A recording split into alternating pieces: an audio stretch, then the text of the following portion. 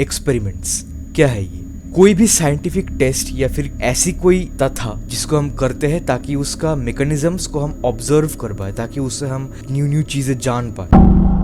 कभी कभी क्या होता है, इन कुछ ऐसे होते हैं कांड, कुछ ऐसे चीजों पर एक्सपेरिमेंट्स किया जाता है, इस तरीके से किया जाता है कि उसके बारे में बात करना भी डरावना लगता है। मैं ये बोलना चाहता हूँ पहले कि इस वीडियो में मैं बहुत ही डिस्गस्टिंग और गंदी चीज़ों के बारे में बात करने वाला हूँ, और ये नरम दिलों के लिए बिल्कुल भी नहीं है, क्योंकि जो मैं बात करने वाला हूँ ये सब सच में हुए हैं। ओके, ये कोई कॉन्स्पिरेसी थ्योरी नहीं है, ये कोई अर्बन लेजेंड नहीं है, ये कोई रूमर्स नहीं है, ये एक्चुअली ऑकर्ड इंसिडेंट्स है। तुमने रशियन स्लीप एक्सपेरिमेंट्स के बारे में तो सुना ही होगा, जिसको बहुत ही वो मानते हैं कि कितना डिस्गस्टिंग, कितना ही इनह्यूमैनिक चीज़ था। लेकिन जो थिंग है रशियन स्लीप एक्सपेरिमेंट के बारे में कि ये एक रूमर है फॉर द मोस्ट पार्ट, कि ये हुआ है कि नहीं हुआ है किसी को आज तक पता नहीं है। बट मैं जो आज बात करने वाला हूँ इन 5 एक्सपेरिमेंट्स के बारे में, स्पेशली जो लास्ट वाला एक्सपेरिमेंट है जो कि नंबर 5 वाला है,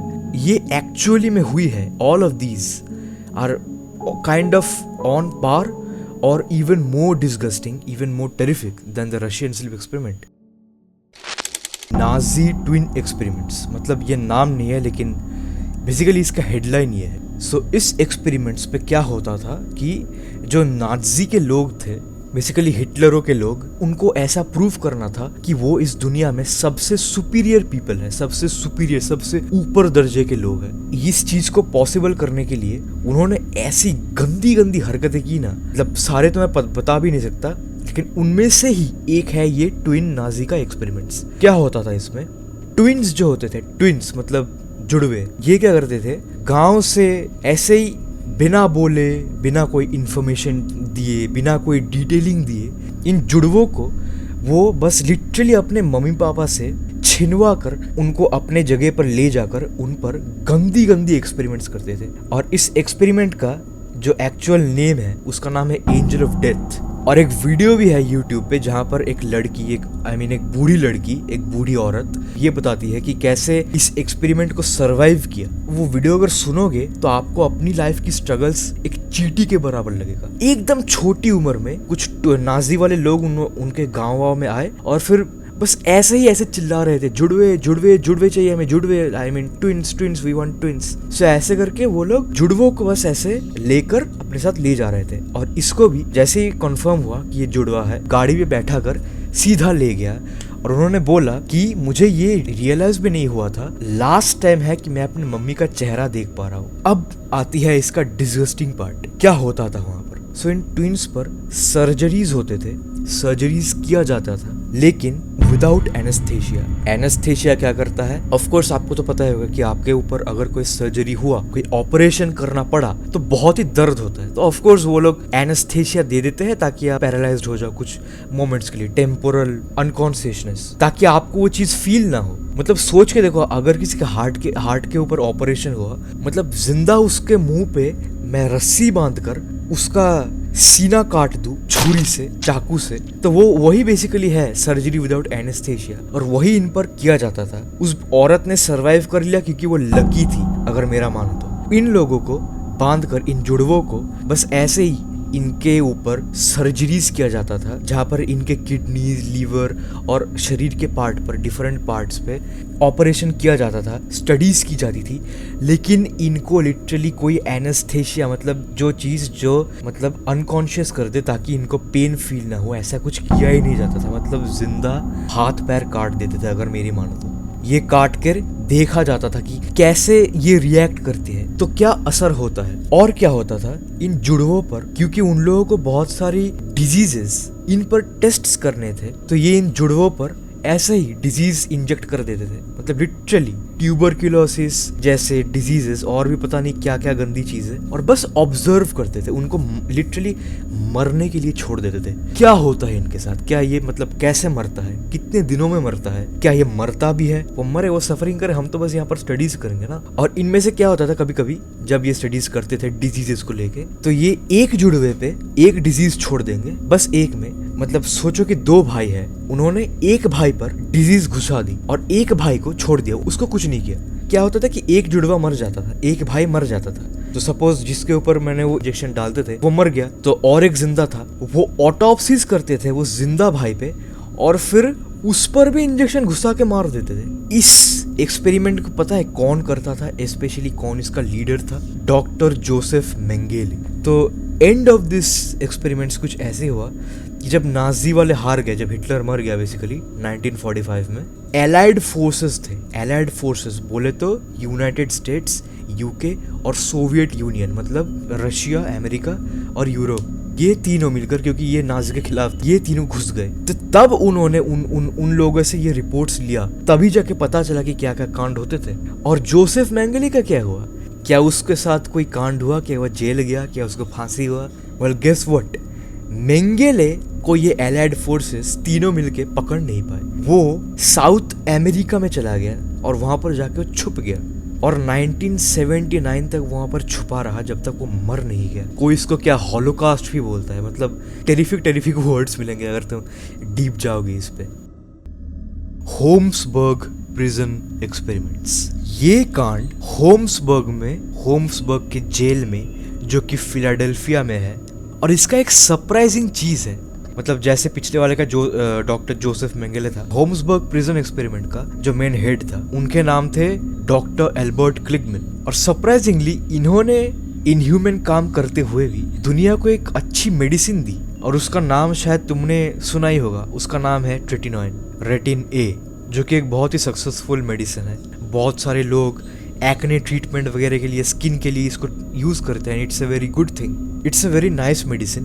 तो ये अच्छा इन्वेंशन करने के बावजूद क्लिगमैन भाई साहब, एल्बर्ट क्लिगमैन ने क्या किया वो तो सुन लो। ये लोगों ने, जो होम्सबर्ग का जेल है, प्रिजन के लोगों को, जेल के लोगों को, उनको चूज किया अपने अपने एक्सपेरिमेंट, प्रोडक्ट्स, ड्रग्स, ये सब टेस्ट करने के लिए। तो क्या करते थे, गंदे गंदे केमिकल जो कि लिटरली यूज नहीं करना चाहिए, जिससे कैंसर वैंसर होता है, जिससे लोग मर जाते हैं, जिसका एक नाम है डायोक्सिन, जो कि एक बहुत ही टॉक्सिक, जो लिटरली तुम्हें कैंसर डेफिनेटली देगी कैंसर। इन प्रिजनर्स पर लिटरली इंजेक्ट करके इनको छोड़ दिया जाता था और इनको ऑब्जर्व किया जाता था और इन पर स्टडीज किया जाता था कि ये लोग कैसे मरते हैं। पता था कि मर जाएंगे, लेकिन कैसे मरते हैं, कितने दिनों में मरते हैं, पहले क्या होता है, क्या पहले उसके आंखों से खून निकलेगा, या फिर क्या वो पहले सेंसलेस हो जाएगा, क्या सफोकेट में मर जाएगा, क्या होगा, कौन सा ऑर्गन पहले फेल होगा, ये ऑब्जर्व किया जाता था। क्लिगमैन और उसके टीम मेडिकल प्रोडक्ट्स जो कि प्रॉपर्ली टेस्टेड नहीं थे, इन पर यूज किया जाता था, जिससे इनको बहुत ही गंदा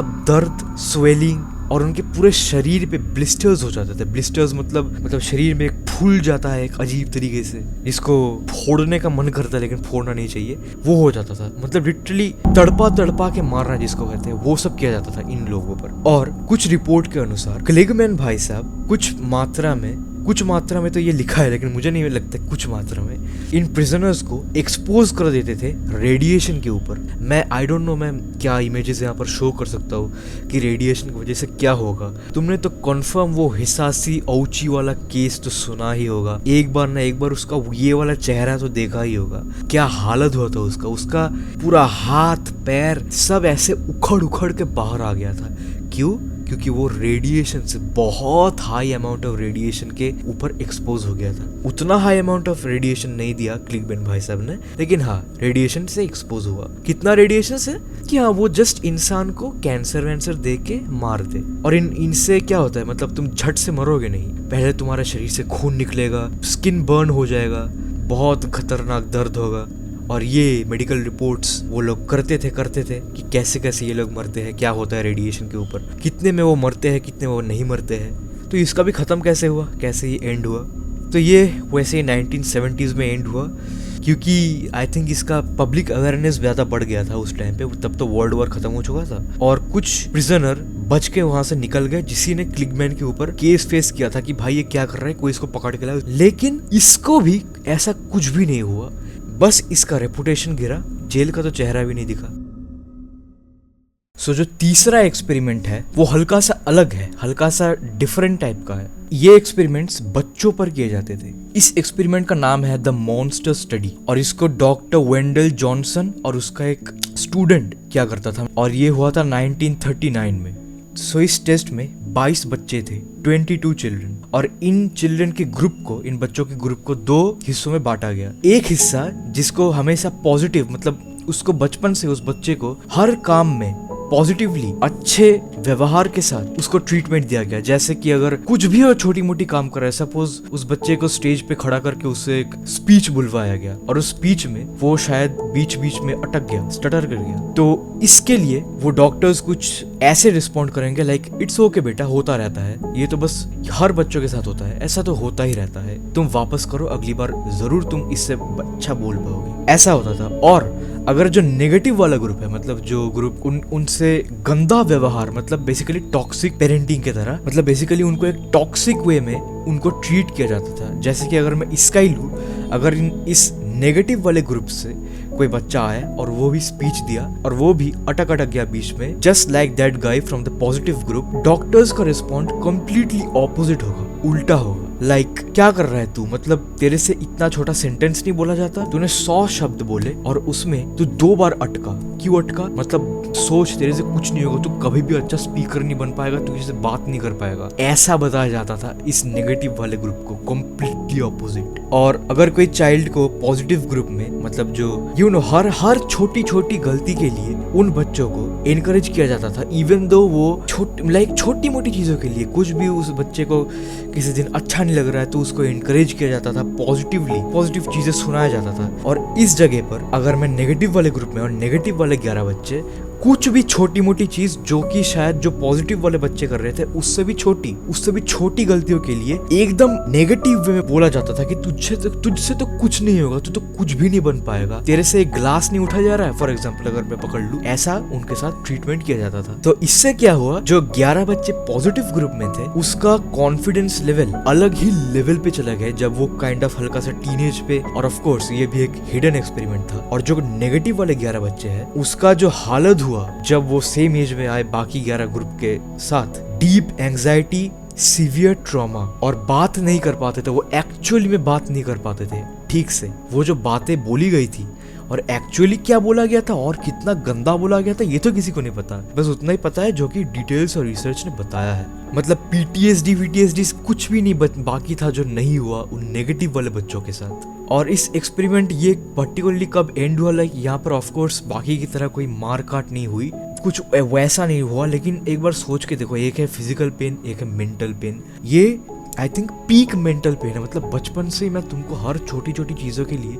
बताओ कि तू एक गवार नालायक, कुछ नहीं होगा तेरे से, तो उस बच्चे का मतलब वही होगा जो लिखा है डिटेल्स पे। इसके लिए भी आई डोंट थिंक इसका कोई मेजर ऐसा कुछ कॉन्सिक्वेंसेस झेलने पड़े हैं जो मेन डॉक्टर्स थे जिसने ये एक्सपेरिमेंट कंडक्ट किए थे।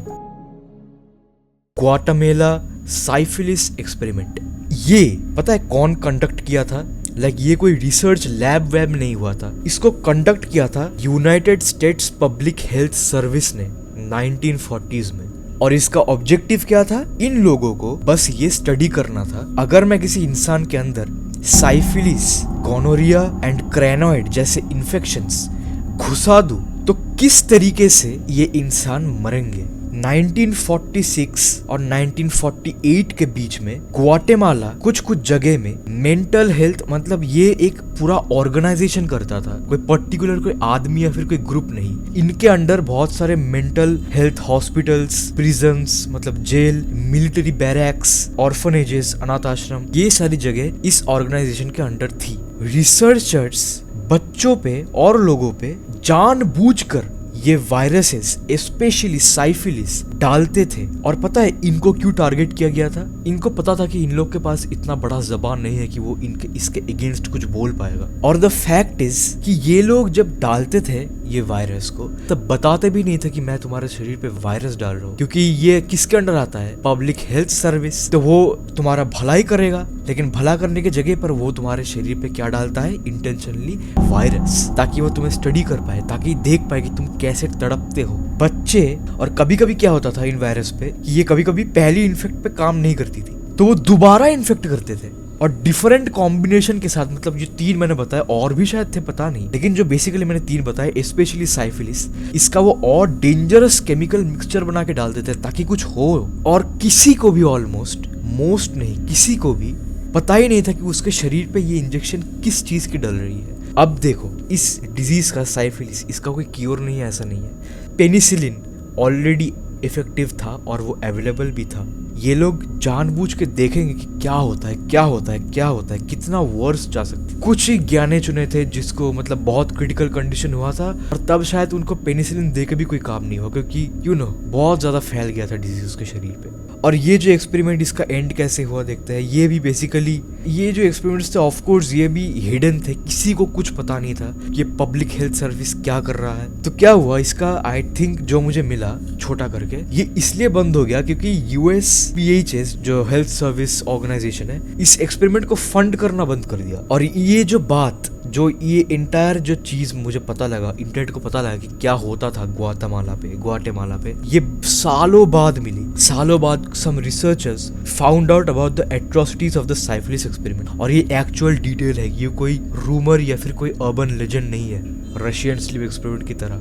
Now moving to the worst experiment और series of experiments, a decade of experiments. Oh my god, brace yourselves. Unit 731, Unit 731। Japanese army के लोग उस टाइम पे चाइना का एक पार्ट ऑक्युपाई कर रखा था, और वहां पर ही उन्होंने एस्टेब्लिश किया एक जगह epidemic prevention and water purification department. But that was nothing epidemic protection. ये बस एक कवर पेज जैसा, एक फेक कवर पेज, एक क्लिकबेट थंबनेल, एक फेक कवर दिया गया था ताकि इन लोगों को पता ना चले कि एक्चुअली होता क्या है। और इनके जो विक्टिम्स होते थे ये बेसिकली होते थे, तो अगर तुम जापानीज नहीं हो तो तुम इनके विक्टिम हो, एज सिंपल एज दैट। ये लोग गांव से, जेलों से, कहीं से भी, जो चाइना के जो लोग थे, इन जगहों से लोगों को, और तब क्योंकि वर्ल्ड वॉर 2 चल रहा था, तो तब क्या होता था कि कुछ लोग मतलब मारपीट खा के, कुछ लोग तो मर ही जाते थे, लेकिन कुछ लोग जिंदा भी बच जाते थे, और वो काइंड ऑफ कंप्लीटली ट्रॉमाटाइज्ड हो जाते थे। लाइक बेयरली कोई आदमी होगा जो वर्ल्ड वॉर 2 का एक क्रिटिकल इवेंट सरवाइव करके बाकी लाइफ पूरा नॉर्मल बिताए, ऐसा हो ही नहीं सकता। सो इन वीक माइंडेड पीपल को टारगेट किया जाता था, और ये पूरा जो चीज कंडक्ट किया जाता था, ये कंडक्ट किया जाता था अंडर लेफ्टिनेंट जनरल शिरो इशी। चाइना के जो बुजुर्ग लोग हैं उनका ना इन जापानीज कंट्री के ऊपर काइंड ऑफ एक हल्का सा हेट जैसा है, और उसका one of the if not the most important reason है ये यूनिट 731। प्रिजनर्स को और इन लोगों को, मतलब अगर मैं एक सच बात कहूँ, एक सिंगल जेल का कैदी इनके यूनिट 731 जिंदा लौटा है। अगर तुम लकी निकले तो तुम यूनिट 731 पे एक जेल का कैदी बन के वहां पर तुम 3 महीने के अंदर ही मर जाओगे, और वो अगर तुम लकी निकलोगे, वरना ये तुम्हें पूरे साल तड़पा तड़पा के मारेगा। तो इन जेल के कैदियों को जीवित रह के इनके बॉडी को बीच में से काटा जाता था। क्यों काटा जाता था? ताकि वो लोग देख सके कि कोई आदमी या फिर कोई एक ह्यूमन, उसको मैं अगर सपोज मैं उसका छाती काट दूँ या फिर मैं उसका स्टमक काट दूँ, उसका मैं पेट बीच में से पूरा चेन सॉ से पूरा काट दूँ, तो कितना टाइम लगेगा उसको मरने में। और ये है, अभी तक मैं लकी लोगों की बात कर रहा हूँ जो कि 3 महीने के अंदर ही मर जाते थे। मतलब अगर तुम वहां पर गए, so the best you can do is die early. इन कैदियों को अनइमेजिनेबल ठंडे में एक्सपोज किया जाता, ठंडाहट में एक्सपोज किया जाता था। इज देयर अ वर्ड ठंडाहट? मैं extreme of the extreme cold temperature में एक्सपोज कर दूं तो तुम्हारा क्या होगा? तुम कम्प्लीटली फ्रोज हो जाओगे। लिटरली इतना ठंड हो गया उस जगह पर कि उसके सेल्स, उस जगह का कम्प्लीटली सेल्यूलर स्ट्रक्चर सब कुछ खत्म हो चुका है और वो रीजनरेट नहीं होगा। तो इनको क्या किया जाता है, इनको एक चेम्बर पे लाके पूरे कमरे को उतना high amount of cold temperature में एक्सपोज किया जाता था। उससे क्या हुआ कि वो लिटरली पत्थर बन गए थे, पत्थर। यहाँ पर एक डिटेल लिखा गया है कि जब वो लोग पत्थर बन गए थे, लिटरली पत्थर, एक हथौड़ा लेकर इनके उस पत्थर वाले शरीर पर मारा गया था। और कभी कभी कुछ कैदियों को ये लाके एक छोटी सी एरिया पे एक्यूमुलेट कर देते थे, वहाँ पर इन लोगों को खड़े कर देते थे। तो देयर वॉज नो ऑप्शन कि वो लोग वहाँ से भाग सके, और वो बहुत ही छोटा स्पेस था। तो ये क्या करते थे, इस जगह पर ऊपर से एक ग्रेनेड नीचे फेंक देते थे। क्या एक ग्रेनेड काफी है उस छोटी जगह पर सबको मार देने के लिए?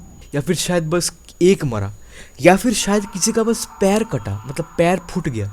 तुम अगर उस चेम्बर के अंदर गए तो तुम वहां से वापस जिंदा क्या, तुम्हारा लाश तक ठीक से नहीं निकलेगा। ग्रेनेड पे ग्रेनेड, एक ग्रेनेड पे अगर वो सब मर गए, इतना डेंजरस हुआ, तो दे वर लकी कि वो एक बार में मर गए। और एक एंशिएंट चीज करते थे ये लोग, जो कि पहले राजाएं भी किया करते थे, जो कि ये लोग किसी कैदी को एक पोल से बांधकर उसके ऊपर एक टारगेट प्रैक्टिस वाले चीजें लगाकर वहां पर टारगेट प्रैक्टिस किया करते थे, जस्ट फॉर फन।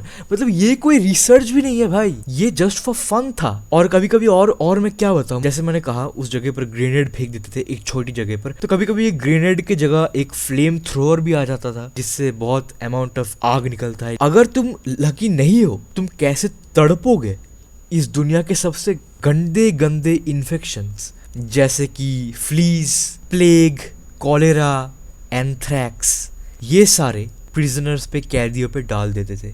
और फिर ये लोग ऑफ कोर्स मर जाते थे, कोई जिंदा नहीं है। और भी चीजें हैं, मतलब सिर्फ कॉलेरा वॉलेरा नहीं, टाइफॉइड, ट्यूबरक्यूलोसिस, और भी चीजें मे बी, मतलब ऐसा कुछ है नहीं जो यहाँ पर नहीं हुआ था। और द फैक्ट इज कि ये जो यूनिट 731 का जो केस है, मतलब सिचुएशन था, ये ऑलमोस्ट रशियन स्लीप एक्सपेरिमेंट की तरह ही है, कि ये भी एक अर्बन लेजेंड बन जाती, ये भी एक रूमरस, एक हॉरिफिक स्टोरी बन जाती, जिसका एक्चुअली कोई डिटेल्स नहीं है, क्योंकि इस एक्सपेरिमेंट पे कोई जिंदा बचा ही नहीं, तो बोलेगा कौन। ये पूरा इनका इनह्यूमन कांड खत्म हुआ 1945 में, जब जापान वर्ल्ड वॉर 2 हार चुका था और सोवियत यूनियन मतलब यूएसएसआर मैंचूरिया में मार्च करने लगे, मतलब बेसिकली उनके जगह जहां पर यूनिट 731 का आउटलेट था। तो इन्होंने क्या किया, जो बच्चे कुछ कैदी है जिसके ऊपर अभी भी एक्सपेरिमेंट्स करने वाले थे, लेकिन अपेरेंटली वो हार गए फॉर गॉड सेक, इन लोगों ने उन कैदियों को इंस्टेंट मार दिया गोली से, या फिर उड़ा दिया, पता नहीं कैसे मार दिया, सारे कैदियों को मार दिया, कोई जिंदा नहीं था। दे बर्न देयर रिकॉर्ड्स, कैसे करके वो बचने की कोशिश कर रहे थे ताकि इनको पता ना चले कि क्या होता था। लेकिन क्या हुआ, इसने यूएसए को अपना सरेंडर कर दिया, जापान ने। और जब यूएसए को इसके बारे में पता चला, तो यूएसए ने एक डील करी कि हम तुम्हें सुरक्षा देंगे, हम तुम्हारी इन्फॉर्मेशन को पब्लिकली रशियन सोवियत वालों को लीक नहीं करेंगे, लेकिन उसके बदौलत जो भी रिकॉर्ड्स, जो भी चीज़ें, एवरीथिंग तुमने किए हैं, यूएसए को सौंपना पड़ेगा वो सारी डिटेल्स। सालों बाद जब ये रिसर्चेस जो यूएसए के पास थी, ये लीक्ड नहीं, ये बेसिकली पब्लिश हुए, क्योंकि अभी तो कोई सोवियत नहीं है, तब जाके लोगों को इस 731 के बारे में पता चला। तो क्या इन लोगों को सज़ा मिला, मतलब जो लेफ्टिनेंट जनरल शिनो इशी को कुछ सज़ा मिला? यू नो व्हाट, कुछ सज़ा नहीं मिला। Most of these researches went on to live their normal lives. Jail का मुंह तक नहीं देखा इन लोगों ने।